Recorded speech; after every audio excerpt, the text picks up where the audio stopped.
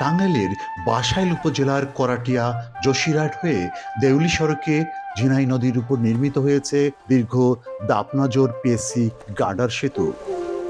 স্থানীয় সরকার প্রকৌশল অধিদপ্তর এলজিইডি কর্তৃক গ্রামীণ সড়কে গুরুত্বপূর্ণ সেতু নির্মাণ সিআইবিআরআর প্রকল্পের আওতায় দৃষ্টিনন্দন সেতুটি বাস্তবায়িত হয়েছে। 2020 সালে কাজ শুরু হয়েছিল।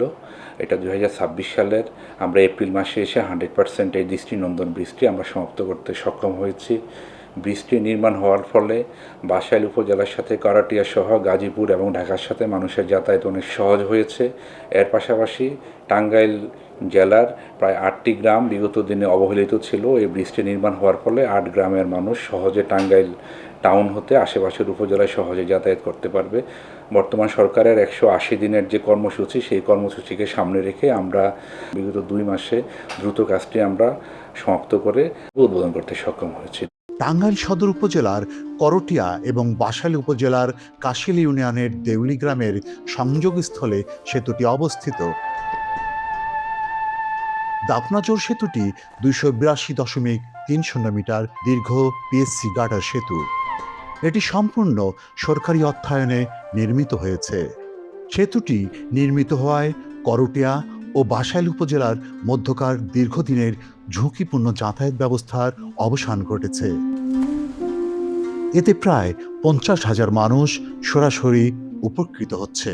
নিরবিচ্ছিন্ন যোগাযোগের নির্ভরযোগ্য অবকাঠামোর উন্নয়নে এলাকার মানুষের মধ্যে ইতিবাচক প্রতিক্রিয়া দেখা দিয়েছে।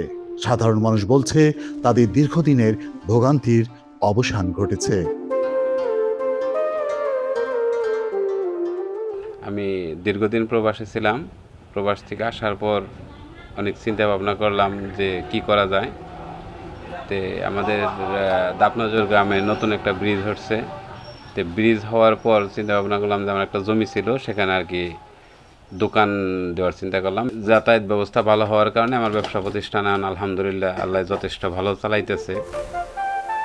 2024 সালের 5 জুন ঝিনাই নদীর উপর নির্মিত সেতুর একাংশ ভেঙে পড়ে। এতে যোগাযোগ ব্যবস্থা পুরোপুরি বন্ধ হয়ে যায়। নবনির্মিত সেতুটি টাঙ্গাইল সদর ও করটিয়া এলাকার সাথে দেউলি ইউনিয়নের সরাসরি যোগাযোগ স্থাপন করে। আমাদের যে ব্রিজ ছিল আগের, তার চেয়ে অনেক ভালো ব্রিজ হয়েছে, পুক্তা হয়েছে। মানুষ অনেক খুশি হয়েছে, এলাকার মানুষ সবাই চলাফেরা করতে পারে, কোনো ট্রাক বাস চলাচল করতে পারে, অনেক উন্নয়ন হয়েছে আর কি। আমাদের একটা পুরাতন ব্রিজ ছিল, আমাদের যাতায়াতে খুব একটা সমস্যার মধ্যে ছিলাম আমরা।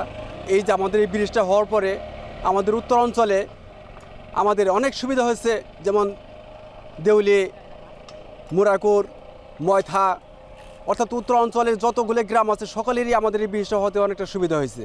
বর্তমানে এই ব্রিজের উপর দিয়ে আমাদের যান চলাচল অব্যাহত রয়েছে।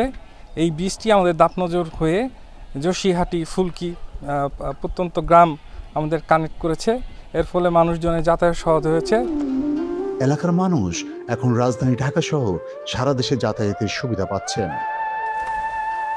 টাঙ্গাইল জেলায় আমাদের এখানে পল্লী সড়কের গুরুত্বপূর্ণ সেতু নির্মাণ প্রকল্পের আওতায় আমাদের এখানে 12টির মতো ব্রিজ এর প্রকল্প ছিল। এর মধ্যে 2টি কাজ সমাপ্ত হয়েছে।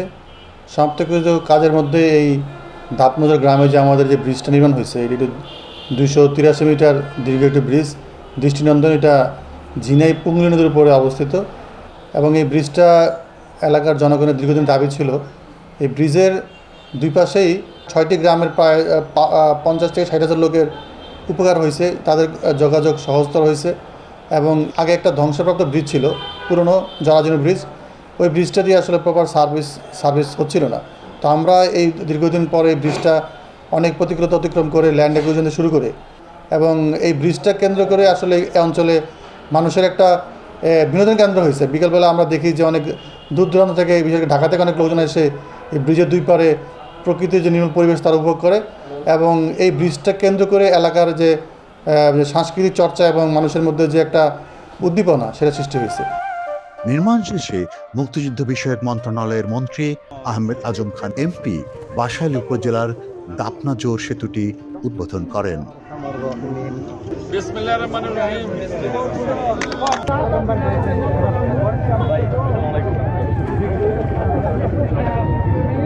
দিলাম